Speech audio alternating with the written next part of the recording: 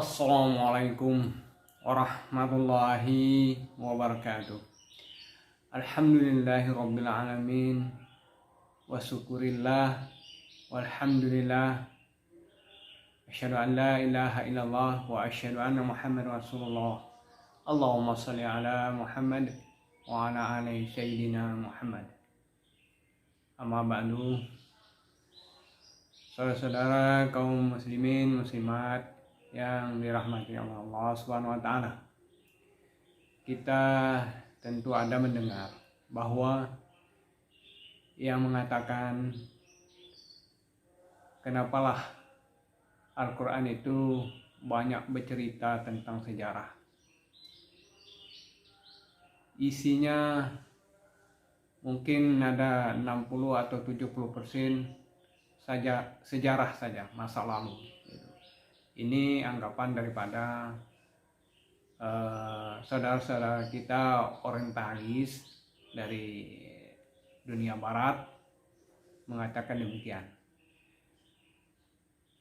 Hal ini dapat kita jelaskan bahwa memang Al-Quran itu memuat sejarah-sejarah masa lalu dari zaman Nabi Adam alaihissalam pertama sekali diciptakan menjadi khalifah di muka bumi sampai akhir hayat dunia ini kiamat, dan sampai nanti pada akhirnya di akhirat.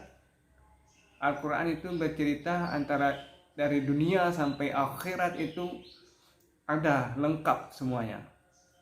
Nah, berbicara masalah sejarah, memang Al-Quran menjelaskan bahwa sejarah peradaban manusia itulah yang harus kita jadikan pembelajaran agar kita dapat mengambil mana-mana daripada sejarah-sejarah itu yang baik untuk kita lakukan, dan mana-mana yang tidak baik. Contohnya masalah kepemimpinan. Nabi ketika Raja Fir'aun tidak saja menjadi raja di raja yang berkuasa penuh mutlak saat itu, sampai-sampai dirinya lupa diri mengaku dirinya Tuhan. Nah, ini sejarah, sehingga Allah tenggelamkan beliau Raja Fir'aun itu beserta dengan pengikut-pengikutnya. Jadi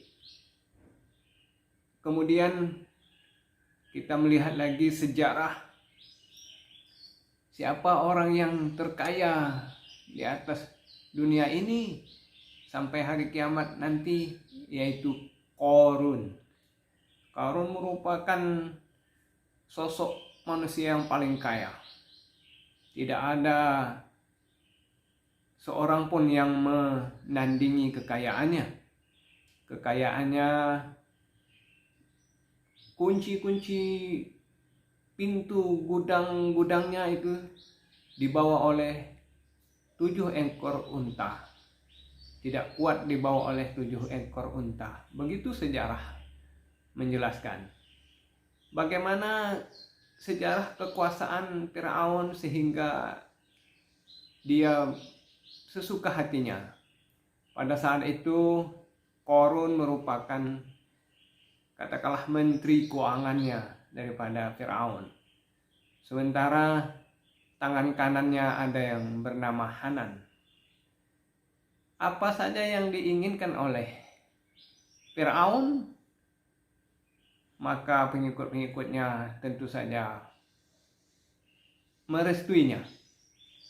Satu cerita ada diceritakan bahwa Fir'aun menyuruh Hanan untuk membuat tangga ke langit. Aku ingin melihat Tuhannya Nabi Musa. Maka Hanan mengerahkan segala tenaganya dan tunduk patuh atas perintah Firaun yang sesungguhnya di luar nalar akal sehat kita.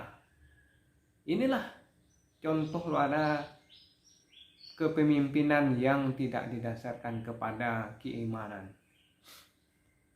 Contoh orang yang kaya yang tidak didasarkan kepada keimanan, sehingga dia tidak mau membayar zakat atau menzalimi daripada masyarakatnya, rakyatnya, di mana dia membeli barang-barang produksi masyarakat dengan harga yang murah, dan ketika masa penceklik dia menjual dengan harga yang mahal. Nah, ini kalau kita tilik lagi sejarah yang kepemimpinan yang bagus itu adalah kita lihat Nabi Allah Sulaiman.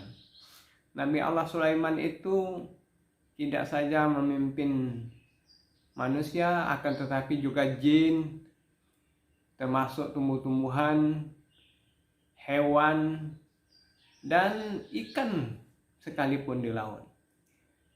Sekali waktu Nabi Allah Sulaiman ingin melewati satu jalan, dan di jalan itu dilewati oleh pasukan semut. Nah, Nabi Allah Sulaiman langsung menghentikan langkahnya karena khawatir untuk menginjak semut. Inilah satu sejarah bahwa kepemimpinan yang baik itu adalah untuk melindungi masyarakatnya. Jangankan manusia, semut pun dia tidak mau sewenang-wenang. Padahal apalah artinya semut? Hanya dipincit saja dia sudah mati, atau diinjak saja dia sudah mati, atau dibakar. Tetapi kepemimpinan yang didasarkan kepada keimanan akan adanya kekuasaan daripada Allah Subhanahu wa taala, maka hal itu tidak dilakukannya. Begitulah kita di dalam memimpin. Mestinya kita untuk melihat kehidupan rakyat kecil.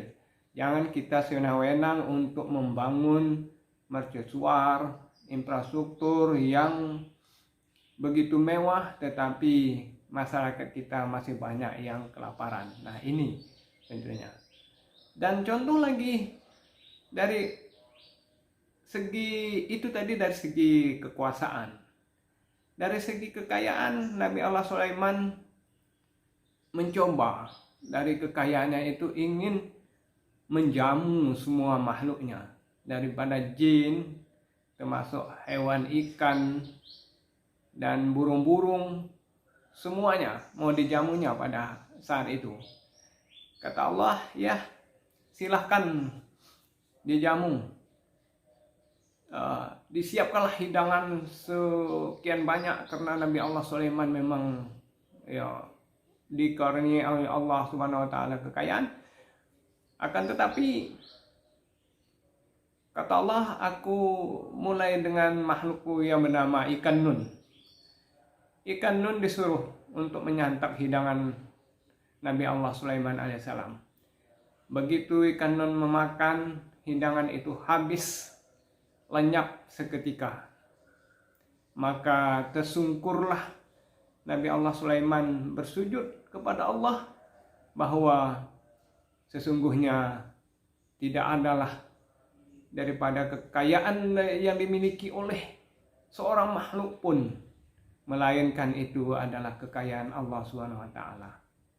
Nah, itulah contoh-contoh sejarah yang harus kita pahami.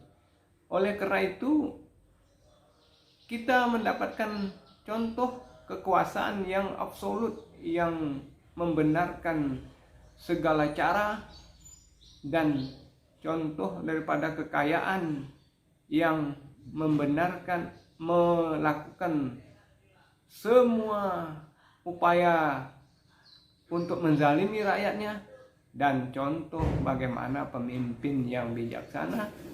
Sebaliknya, contoh bagaimana kekayaan itu disyukuri.